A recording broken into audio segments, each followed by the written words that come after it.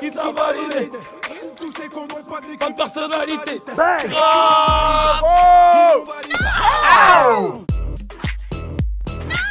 Vous avez 20 secondes pour nous donner envie de regarder Validé. En tant que rappeur, je peux vous garantir que c'est une série qui est ultra réaliste, qui donne envie de se plonger dans le monde du rap si on ne le connaît pas, et qui donne envie d'aimer encore plus le rap si on l'aime déjà beaucoup. C'est une série qui a été faite par les gens du rap, pour les gens du rap et pour tous les autres qui ne connaissent pas le rap. Et je pense qu'on a envoyé notre meilleure cartouche. Merci.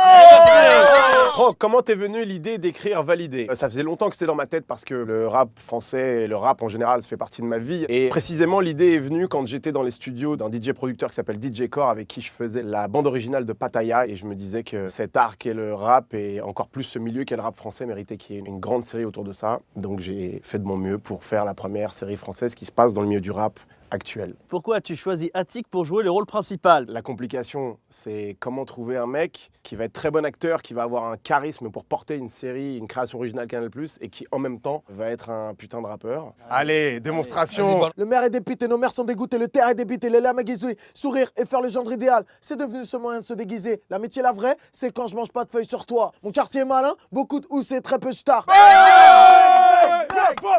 Et voilà pourquoi j'ai choisi.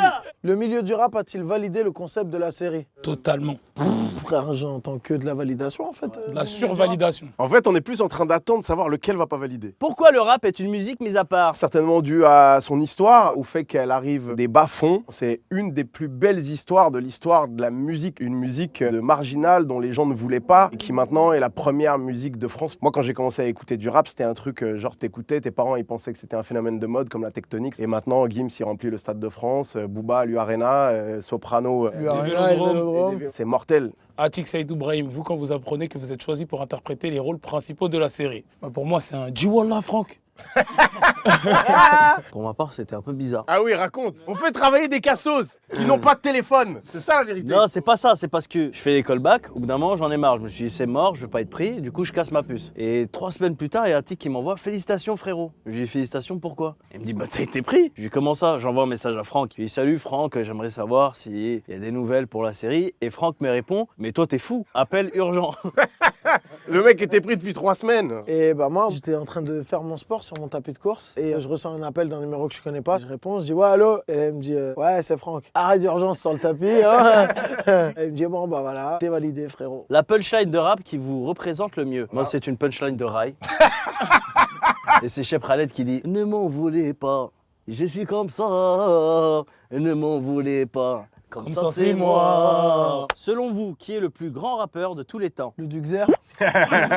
C'est qu'à partir du moment où Booba, il y a 20 ans, il parlait aux jeunes de 20 ans et qu'aujourd'hui, il parle encore aux jeunes de 20 ans, ça veut dire qu'en gros, ça fait 20 ans que Booba, il est actuel et qu'il est au top. Moi j'ai dit Tupac ou Biggie, ouais. Je pense que c'est les 2 plus gros rappeurs de tous les temps, tout pays confondu. Plus talentueux peut-être. Alors pour Cheb Mami n'est pas rappeur. Hein. Non, Cheb Hasni.